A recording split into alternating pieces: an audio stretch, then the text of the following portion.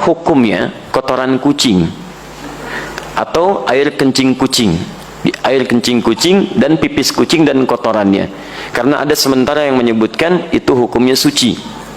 Baik, kami sampaikan saya belum menemukan siapa yang menyebutkan itu suci, karena hadis-hadis yang menyebutkan tentang kucing tidak menyebutkan kotorannya yang suci, bukan pipisnya tapi air liurnya. Ya, hadisnya benar yang disebutkan, tapi cara memahami hadisnya keliru. Apa sebabnya? Dua hal. Pertama, hadisnya tidak dibaca dengan ilmu hadisnya. Dalam ilmu hadis ketika akan membaca hadis, selain melihat bahasa hadis, juga melihat asbabul wurudnya, sebab kenapa hadis itu muncul. Antum lacak lagi tentang hadis kucing itu yang sekarang marak dibincangkan, itu setidaknya ada di Abu Daud nomor hadis 75, di An-Nasai nomor hadis 68, di At-Tirmidzi nomor hadis 92. Ketika disebutkan seluruhnya, itu merujuk pada sahabat Qatadah radhiyallahu taala anhu. Gimana kisahnya? Kisahnya ketika beliau berkunjung ke rumah anaknya, kemudian akan berwudu, menantunya melihat akan berwudu, air yang digunakan dijilat oleh kucing sebelumnya.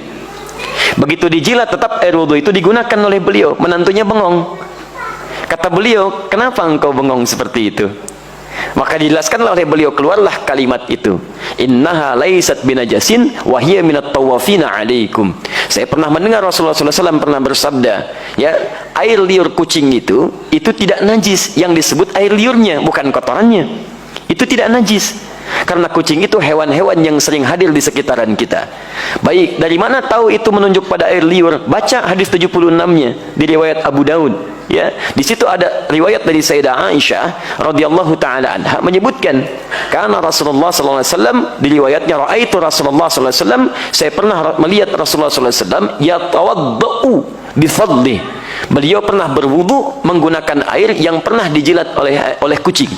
Jadi berbicara tentang air liurnya, bukan berbicara tentang kotorannya. Sekaligus ingin membedakan air liur kucing dengan air liur anjing. Kalau air liur kucing menjilat bijana atau menyentuh bijana, maka tidak perlu dibasuh karena suci nilainya. Boleh antum gunakan airnya. Tapi kalau anjing yang menjilatnya, maka baru dibasuh dengan 7 basuhan, salah satu menggunakan tanah. Itu maksudnya. Dan semua mazhab di sini sepakat. Makanya ketika disebutkan dalam kitab Al-Ikhtiyarat di halaman ke-26, disebutkan qaul sampai ke Syafi'i, sampai ke Ahmad, dan disimpulkan wa qaulul ashab, qaulul ashab.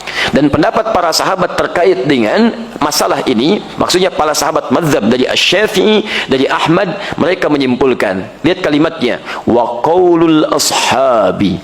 Dan kesimpulan dari pendapat sahabat-sahabat mazhab menyimpulkan, al-hurratu wa ma dunaha minal khilqati tahirun. Air liur kucing itu, ini pembahasan tentang air liur. Makanya tafsirannya disebutkan su'rul hurrah. Air liur kucing itu, atau hewan yang lebih kecil daripadanya, ketika menjilat apapun maka dinilai suci.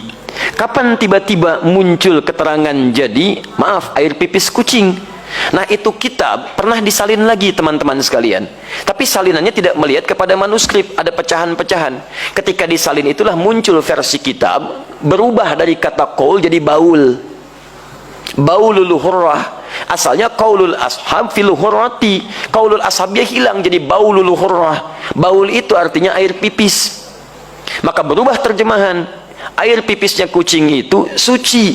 Dari sini bencana mulai muncul. Nah, di teman-teman sekalian, itu asalnya bersumber dari kitab yang dibaca salah salin dan tidak merujuk kepada manuskripnya. Dan nggak apa-apa, kan namanya manusia. Manusia itu kan bukan malaikat. Kalau malaikat itu tidak kenal salah, lawannya setan. Setan tidak kenal benar. Malaikat disebutkan 88 kali di Quran, setan 88 kali di Quran. Ya, saya bukan malaikat. Jadi kalau saya salah wajar, artinya saya manusia. Antum bukan setan. Ya, jadi kalau antum maaf ya ada pernah berbuat salah, wajar, karena setan tidak pernah kenal benar. Di teman-teman sekalian, kalau ada orang berbuat khilaf, jangan diungkap khilafnya. Cukup kemudian kita koreksi dengan cara yang baik.